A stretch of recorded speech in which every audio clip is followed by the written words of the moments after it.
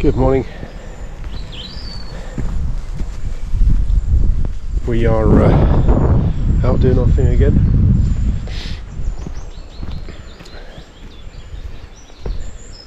It's birds are obviously happy, as you can probably hear in the background. Here's Mo. Oi, get going. Did you see that? Did you see that? Cheeky bastard.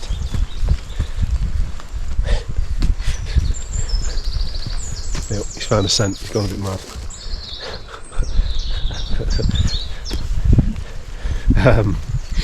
So,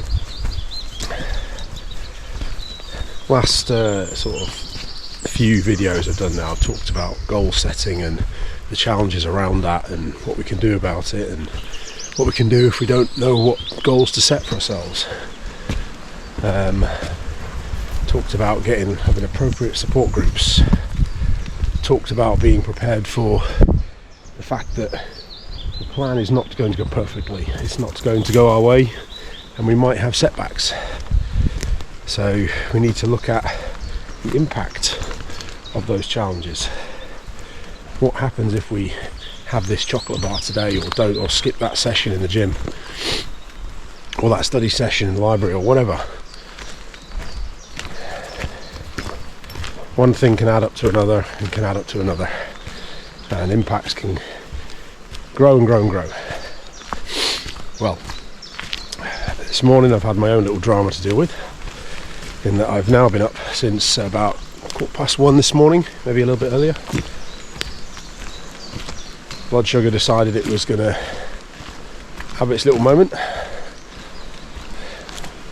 and go into a minor hypo territory. So, for those not familiar with type 1 diabetes, you get two what's called hyperglycemic effect and hypoglycemic effect. The first one, hyper, is when your blood sugar goes high. Now, this is not inherently life-threatening typically, but it can cause long-term damage if it's not kept under control. If you stay high regularly, then that can cause damage to your nervous system, to your limbs and extremities, your eyes, and so on and so forth. So that's why you might see diabetics with missing feet or poor eyesight. Basically, their blood sugars have been high for far too long. On the other side of that, you've got hypos. Hypoglycemic effects essentially are where your blood sugar goes too low. Now, this one can kill you relatively quickly if it's not addressed. So I wake up in the middle of the night to find that my blood sugars are going low, my alarms are going off. Unfortunately, I can't just sleep it off. I've actually got to get up and eat something, and not just anything, but something that will get sugar back into my system relatively quickly. So we're talking the easy, simple stuff is things like, I don't know what the hospital tells you is a can of Coke, or full fat Coke that is, or pure orange juice, or some jelly babies, or something of that nature. Me personally, I prefer just to get half a pint of milk down my grid. Key thing with milk, because I hear diabetics talk about the fact that coffee raises my blood sugar, blah blah blah. Coffee does not raise your blood sugar. It's fucking ridiculous. Because coffee in itself is a stimulant. It has caffeine in it. It will stimulate your body to, do things. Your body might release more energy, maybe. But what I have seen for myself, literally firsthand with my eyes, I've watched a type 1 diabetic drinking coffee and then saying, oh no, I've got to be careful because it will raise the blood sugar. Yeah, that's because you put fucking milk in it, you dickhead. Milk has carbs in it. Those carbs are predominantly sugar. Have a look on the fucking label. It is hypo treatments. Well, very good for hypo treatments. So if my blood sugar goes low, I'll put typically I have black coffee, and I have 3 or 4 coffees in the morning normally. Never raises my blood sugar.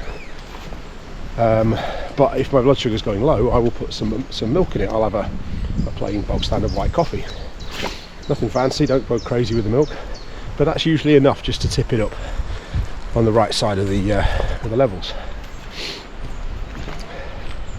So that's ultimately what I had to do this morning, was get up and have a splash of milk. But obviously once that's gone, I've stood up, I've moved around. I'm one of those where once I'm up and about, I'm awake.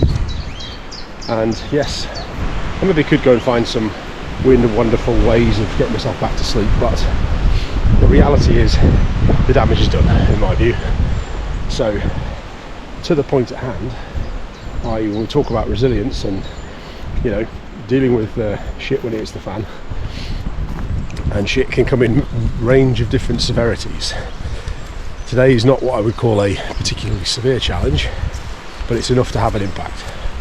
So this is where having a reasonable routine is very useful, because having a reasonable routine means that you don't typically have to think about what you're doing.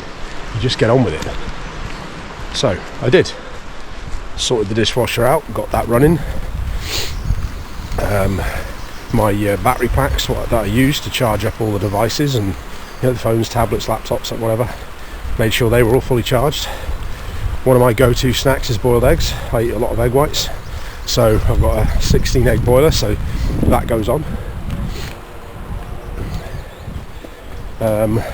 What else? If there's a load of washing to do, a load of clothes to go through the laundry, I put them in as well.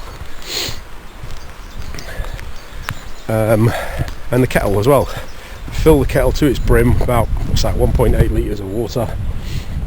Get that going. Once that's done, fill up 2 1 litre thermoses. Well, I say fill, almost fill 2.